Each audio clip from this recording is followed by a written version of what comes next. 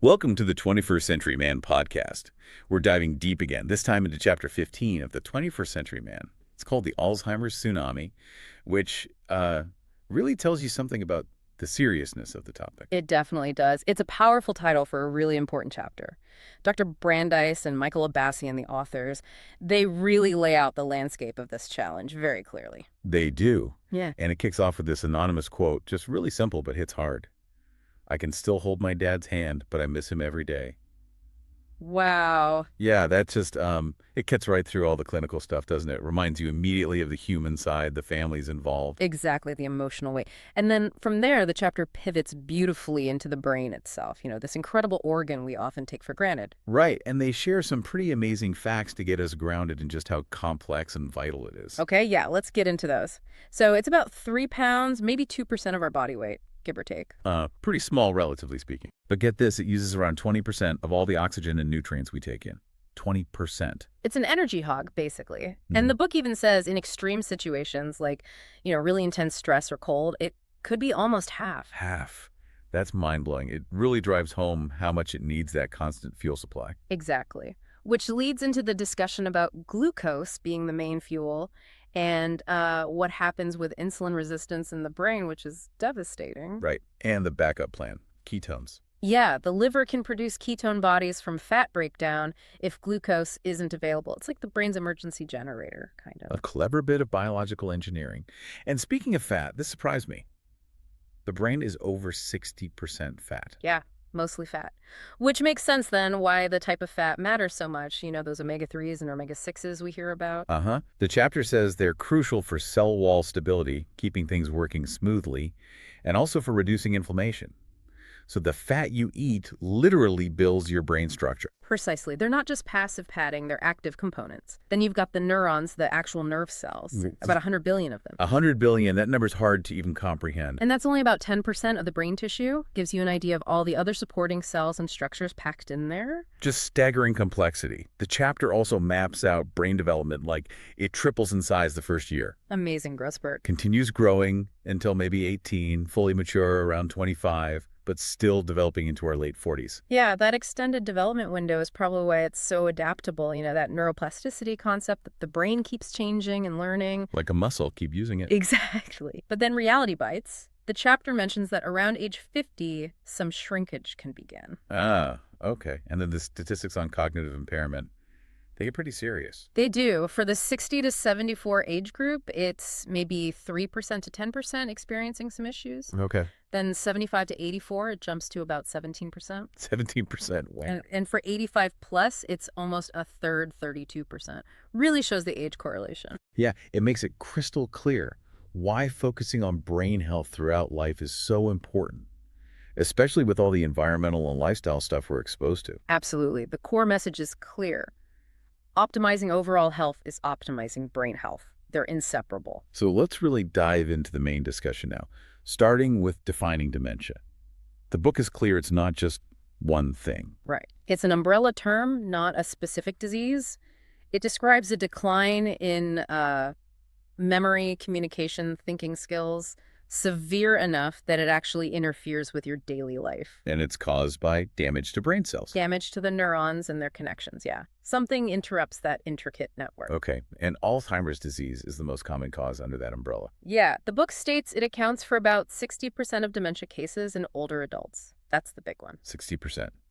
And the next most common? Vascular dementia. That's related to blood flow problems in the brain. Like strokes or mini strokes, that kind of thing. Exactly. Damage from plaque buildup in arteries or blood clots, anything that restricts that vital oxygen and nutrient supply to brain cells. Got it. And the sheer impact of Alzheimer's.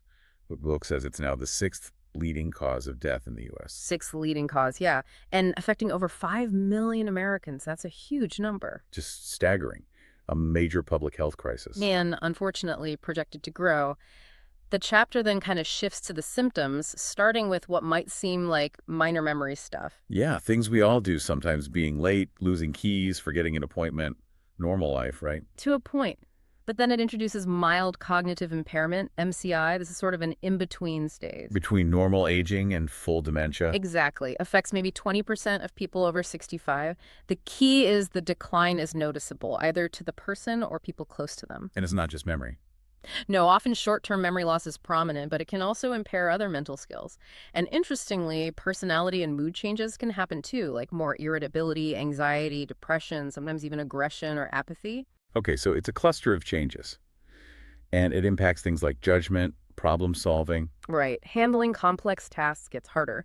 And importantly, having MCI does significantly increase the risk of developing Alzheimer's or another dementia down the road. That's a crucial point. It's a major warning sign. It is.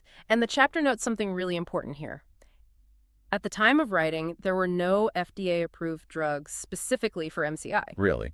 Not even the Alzheimer's drugs. Nope, those haven't shown long-term benefit for MCI specifically, which really highlights why the prevention and optimization strategies discussed later are so vital. And it sets up Chapter 16 nicely, which apparently talks about emerging research on potentially reversing MCI. Yeah, that's the teaser. Very helpful stuff to look forward to.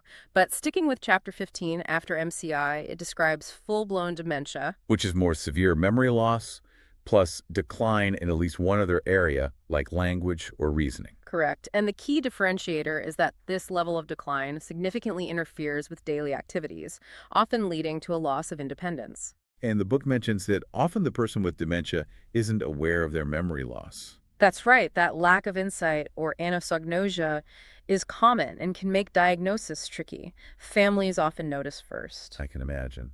So what other intellectual changes does the book list for dementia? Well, forgetfulness is usually the first flag. Difficulty retaining new information, getting lost in familiar places. Yeah. That must be terrifying. Yeah. And difficulty with complex tasks, like managing finances. Right. And then there's this term, loss of executive function. Can you unpack that a bit? Sure. Executive function is basically our brain CEO. It's planning, organizing, managing time, making decisions, problem solving, shifting focus, all those higher level skills we need for everyday life. Okay, so dementia really impacts that ability to manage things. Definitely. The chapter also mentions less adaptability, communication problems, issues with visual perception or spatial awareness, even balance and coordination can be affected. Worsening confusion is a big one, too. It's a very broad impact. And then there are the mental and emotional changes on top of the cognitive ones. Right, like personality shifts, depression, anxiety, sometimes anger, inappropriate behavior. Paranoia, agitation, and in later stages, potentially even psychosis, like hallucinations. It covers the whole person, tragically. Such a difficult disease. The chapter then circles back briefly to vascular dementia. Just reinforcing it's the second most common type, all about that impaired blood flow. And mentions that MRI scans can be helpful in seeing that vascular damage or brain atrophy. Exactly. MRI can help assess the extent of cerebrovascular disease and give clues about the risk of someone with MCI progressing to dementia. Useful diagnostic tool. Okay, then the chapter broadens out again to talk about neurodegenerative diseases generally. Right, defining it as any condition involving the death of brain cells. It's a wide net. Including things like brain injuries, cancer, MS, Parkinson's, seizure disorders, even mental health disorders and circulatory issues. Yeah, the key takeaway is that having any of these other conditions can make someone more vulnerable to developing dementia or Alzheimer's later. It's all interconnected brain health. That makes sense. Okay, let's focus specifically on Alzheimer's now, which the book calls a more severe form of dementia. Affecting those 5 million plus Americans, mostly over 75, and sadly, death rates have climbed dramatically. And the chapter breaks its progression down into stages: mild, moderate, and severe. What characterizes the mild stage? In mild Alzheimer's, you see more frequent losing or misplacing things, definite memory loss beyond normal aging, maybe getting lost sometimes, poor judgment, less spontaneity, tasks taking longer, trouble with money. Mood changes too? Yeah, increased anxiety or aggression can start to appear. This is often when a diagnosis happens. Okay. Then things progress to the moderate stage. What happens then? Memory loss and confusion get worse, attention span shortens, learning new things or coping with new situations becomes really difficult. Multi-step tasks, like dressing, become challenging. Behavioral changes too. Yes, impulsive behavior, anger, agitation, restlessness, wandering, especially later in the day, that sundowning phenomenon, repetitive statements or movements, and, heartbreakingly, difficulty recognizing loved ones can start. Hallucinations or paranoia might emerge here too. More supervision is definitely needed. Sounds incredibly demanding for caregivers. And then the severe stage. In severe Alzheimer's, communication often reduces to just groans or moans. There's complete dependence for care, often bedridden much of the time. Physical decline as well. Significant weight loss, sometimes seizures, skin infections become a risk, swallowing difficulties are common, loss of bowel and bladder control, increased sleeping. And sadly, pneumonia, often from aspirating food or liquid, is a very common cause of death in this stage. Just a devastating progression. After outlining that, the chapter stresses something crucial: evaluation and ruling out other causes of dementia symptoms. Absolutely critical, because some things look like dementia but are actually reversible if caught and treated. Like what? What examples does the book give? Things like low testosterone, low thyroid function, vitamin B12 deficiency, serious sleep disturbances like sleep apnea, drug or alcohol overuse, insulin resistance, even infections like Lyme disease. So getting a thorough workup is essential before jumping to a dementia diagnosis. Definitely. You don't want to miss something treatable. The chapter also has this really important warning about medications that can actually worsen brain health, especially in older adults. Yeah, this was an eye-opener. The list is quite long. Anti-anxiety meds like benzodiazepines, anticholinergics found in lots of allergy or sleep aids, some older antidepressants, first-gen antihistamines, anti-nausea drugs, antipsychotics, anti-seizure meds. Wow, keep going. Chemotherapy, statins for cholesterol, beta blockers, some incontinence drugs, opioids, Parkinson's drugs, sedatives, even some surgical anesthesia or pain meds linked to sundowning and sleeping pills. That's a lot of common medications. It is. The point isn't that they're all bad, but that long-term use, especially in older people, needs careful review with the doctor because of the potential cognitive side effects. Right. Regularly reviewing your meds is key. Absolutely. Okay, shifting gears to risk factors. The book splits them into givens, things we can't change, and lifestyle factors we potentially can. What are the givens? The main givens are genetics, specifically having that APOE4 gene variant, which we'll talk more about later. Also, having a family history of dementia. Makes sense. A history of stroke is another big one. The book says it triples the risk. And simply, advanced age itself is the biggest non-modifiable risk factor. Right. But then the lifestyle factors, this is where we have some agency. The chapter mentions a big 25-year study. Yes, following 15,000 people from midlife, it pinpointed 3 major lifestyle risk factors for later dementia. And those were? Diabetes, especially linked with being overweight, so BMI over 25, smoking, and hypertension or high blood pressure. Okay, so diabetes, smoking, high blood pressure, those are huge, actionable takeaways, things people can work on. Absolutely. Which leads right into the big question, can we prevent this? Is it reversible? What does the chapter say? Is there hope? There actually is some encouraging news. The overall rate of dementia from all causes has actually been declining in high-income countries. Really? Why? Likely a mix of things. Better education about health, better management of vascular risks like blood pressure and cholesterol, and generally healthier lifestyle shifts. That's fantastic news. It shows that public health efforts and individual choices can make a difference. What about reversing MCI, that French study? Ah, yes, that was fascinating. It found that over a 4-year period, while some people with MCI did worsen, a significant chunk, more than a third, actually reverted to normal cognitive function. Over a third. That really challenges the idea that MCI is always a one-way street to dementia. Exactly. It suggests there's potential for recovery, which, again, Chapter 16 will explore more. Okay. And the Cleveland Clinic review the book mentions. What protective factors did that highlight? It reinforced several key lifestyle pillars. First, exercise. Improves blood flow, memory, thinking, learning, and lowers Alzheimer's risk. Big one. Makes sense. What else? Nutrition. Fighting oxidative stress from high-sugar, healthy fat diets with things like fresh fruits and vegetables. Sleep and relaxation. Crucial for clearing out brain waste, like amyloid plaque. Okay. Exercise, diet, sleep. Mental exercise, the whole use it or lose it idea. Keeping the brain active, social interaction, staying connected seems to protect against memory loss, like in the nun study. And finally, medical management. actively treating obesity, hypertension, and diabetes. So the whole package deal, really, a holistic approach. Precisely. It's not just one thing, which leads to the prevention and treatment section. The chapter is pretty blunt here. No magic bullets yet. Right. No FDA-approved med for MCI, no cure for dementia. The book uses the analogy of cancer dementia as an umbrella term, likely many causes, so probably no single cure. Which puts the focus squarely back on lifestyle, doesn't it? It does. The chapter gives specific recommendations. Let's start with physical exercise. We just heard it's protective. What else does it say? Reinforces the reduced dementia risk link. Good for vascular health, good for mood, stress reduction. Mentions the American Heart Association guideline, 150 minutes of moderate aerobic activity a week. Good target. Okay. What about sleep disorders? Big red flag. Sleep disturbances are common in dementia, but also a risk factor for it. Things like sleep apnea are especially worrying because they reduce oxygen flow to the brain periodically. So getting sleep issues treated is critical for brain health, Absolutely. Then there's mental and social stimulation. keeping the brain active and connected. Exactly. It promotes brain plasticity, making new connections, and helps fight off brain shrinkage. The chapter uses that great example of the London taxi driver. Oh yeah, the ones who had to memorize the entire city map. Right. Compared to bus drivers on fixed routes, the taxi drivers had larger hippocampi, the memory center, and better brain connectivity. Real-world proof of use it or lose it. Fantastic example. What about those brain training games and apps? The chapter is a bit cautious there. It says traditional memory training can help older adults, but the evidence for commercial computerized programs showing broad, lasting benefits beyond the specific game tasks is, well, lacking. So don't rely just on an app.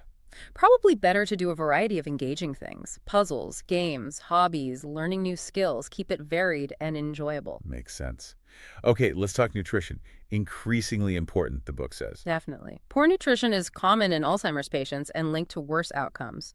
There's this growing idea of a systems approach looking at the whole dietary pattern. And the Mediterranean diet comes up again. Big time. Lots of studies link it to lower MCI and Alzheimer's rates and slower cognitive decline. It just keeps proving its worth. What specific foods from that diet does the chapter highlight for brain health? Fatty fish for omega-3s, egg yolks for choline, berries for antioxidants, cruciferous veggies like broccoli, leafy greens for vitamins E and K, walnuts for DHA. Coffee, dark chocolate. Yep. Coffee in moderation, dark chocolate for antioxidants and flavonoids.